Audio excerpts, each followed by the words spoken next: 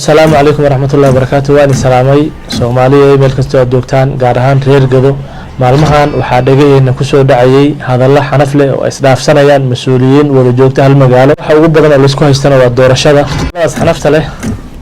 حدي أي سيدان هذا يكسي سعودان لو حيكين دوران دباتو داسنا رير قددان وماهان آدان وقحونا أرنكاس كهد لي أو شيغي بلوغيدي قدوميها قبل كجلو مدرع عن جه مقال كان هذا إلى الدولة. عيد مركا دتك تلفونات صادرة هيو يو حيابها الجرو الشيء هيو يو واحد سوق الوضع وعارض إن الدين عديه إن يسمع عبك الجرين ماشان قري أحمد جبلان لا هاي وقلده كسماي جوكته أحمد مدوبة هذا أيوة الشيء أنا جبلان تا قري أيوة إليه نما إيمان كرو قرباري maamul cid u hayso iyaga ana ma iimaan karaan garbaan taasaan rabaa markii inaan idin cadeeyo wax iimaan kara ma jiraan oo iyaga oo maamul cid u haysa oo kismaayo maamulkeeda kamid oo garbaare iimaan karta ama hubkooda iimaan karan halkaan ma jiraan waa wax cad weeye heshiiska 17 September bayna ku taala talada iyo hawsha meeshan ka socota iyo amnigeedan annaga iskale annaga mas'uulka marka taas aan rabaa inaan idin sheego telefoonada iyo aaryada iyo beenta iyo waxa la wareegayo waxaas hebel baa soo dagaayay hebel baa iimaanay hebel oo wasiir ay warmaashan wasiirna ma iimaan kara Axmed Madoobe oo madax u yahay gudoomiye Axmed Madoobe oo madax u yahayna ma iimaan kara meeshan waxa iimaan kara ka talinay annaga mas'uulka intaasi kadib waxa hadalkii ama jawaab ka bixiyay hadalkaas gudoomiyaha qolooyinkan badbaadada gobolka Gado la baxay oo ugu horeeyo gudoomiyihii hore ee degmada Buurdhowo Xasan Yare walwaaq hadalkiisa waxay la dhageystaan ilaahay baa mahad iskale subxaanahu wa tacaala allihi nabadgelyadii iyo caafimaadka iyo guusha maanta halka ku joogno noo suurtageliyay bacda subxaanahu wa tacaala waxaan u mahad celinayaa mas'uuliyiinta heer gobol iyo heer degmo oo halka fadhiyo odayaasha iyo aqoonyahanka iyo waxgaradka iyo bahda saxaafadda iyo dhammaan ka soo qaybgalayaasha si gaar ah waxaan ugu mahad celinayaa guddiga qabanqaabada shirkan noo sameeyey sida quruxda badan noogu agaasimay inta mahad celinta kadib madashaan magaceeda waxaa la yiraahdaa madasha midnimada dib u heshiisiinta siyaasadda gobolka Gado ee maamul goboleedka Jubbaland madasha magacaas ay leedahay shirkan ujeedadiisana waa sixid khaladkii dhacay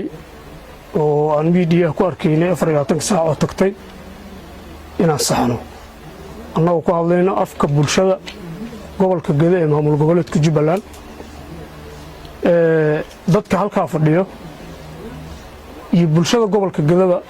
waxaan rabnaa inaan carabka ku adkayno oo si sugan aan u sheegno inay yihiin Jubbaland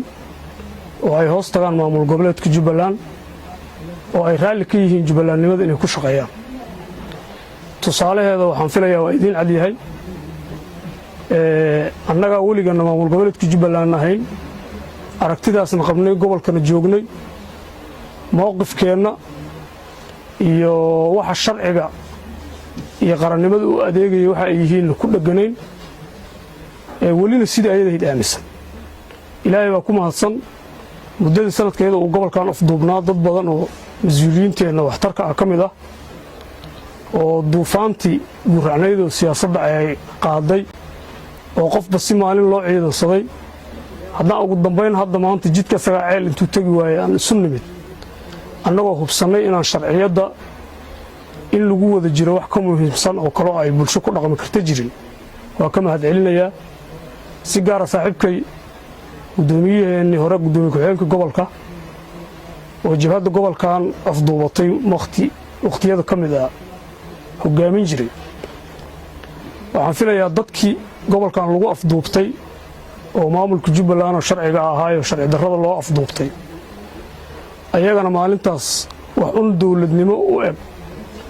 lacankeeda inta loogu heesay wax ka qaatay waa isla ognahay qofka ugu cimriga dheeraa wuxuu ahaa gudoomiye Macallimow gudoomiyaashii degmooyinka iyo asaga dhammaantood qof kasta markii nidaamka sharciga ah laga leexiyo sharci darrada uu loogu xoogsanayay uu maray oo asaga iyo nidaamkiisii la kala geeyey kadib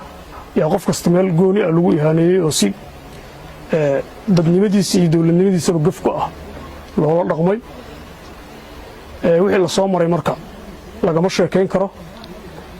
cunaqabataynta iyo dhibaatada iyo dagaalka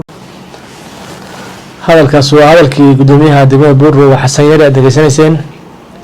haddana waxaad mar kale ila daawataan bal hadalkii kale uu yiri gudoomiyihii hore gobolka Macallimow bal dhageysta doorashada si xor iyo xalaal inay ku dhacdo reer Gada shacabka dhamaantiis 100% siyaasiyiinta joogta intaas ay isla qabaan markii laga reebo rag yar oo siyaasad gaar ah lagala talinay markii laga reebo xaqiiqdii anaga waxaan diyaar u nahay rag yaga halka fadhiya amniga gobolka Gada inuu 100% ahaada safe ahaada inaan dhinaca anaga amniga ka shaqeyna maamulada hadda shaqeynaya sharci darrada ku shaqeeyeen waa wixii anaga aan hore ugu soo shaqeynay si sharci darrada aan ku shaqeynay sharci darrada ku sii wareejiyay haddana sharci darrada rabaa inaan kula soo shaqeeyo inta warqad sharci ee state-ka Jubbaland warqada ay ka imaanayaan ee magacaabis sharci oo state-ka Jubbaland ay magacaabanayaan intay ka imaanaysa inaan la shaqeynaa diyaar u nahay waxa laga yaabaa inay leeyihiin dadka qaarkii maamulada hadda joogo iyo raggan hadda siyaasiyiinta waa mucaarad oo waxay ka hormaadsiin maamulada hadda shaqeynaya iyo amniga wax saas inay leeyihiin laga yaabaa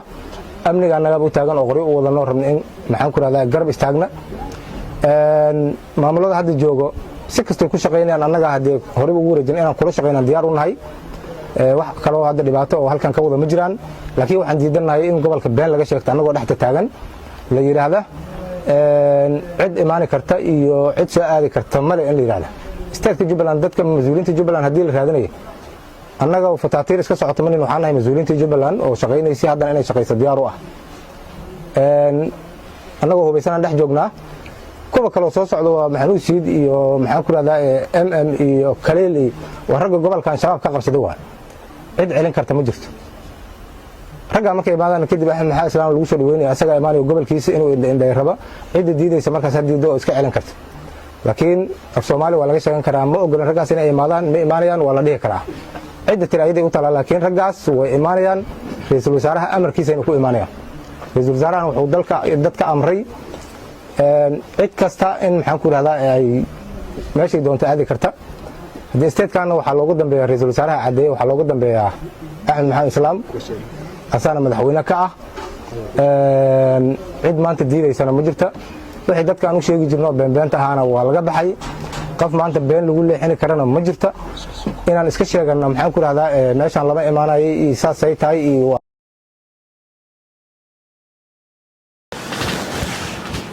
kaasina wuxuu ahaa hadalkii gudoomiyihii hore ee gobolka Macallimow waxa uu sheegay inay imaanayaan oo ay gobolka soo gaarayaan ninka la yiraahdo MM iyo Axmed Madoobe iyo Maxamuud Siid qolaan kale waxay sheegeen inuusan imaan karin qof ka tirsan maamulka Axmed Madoobe ee Kismaayo ka arrimiyo marka sidee idin la muuqataa arrinkaas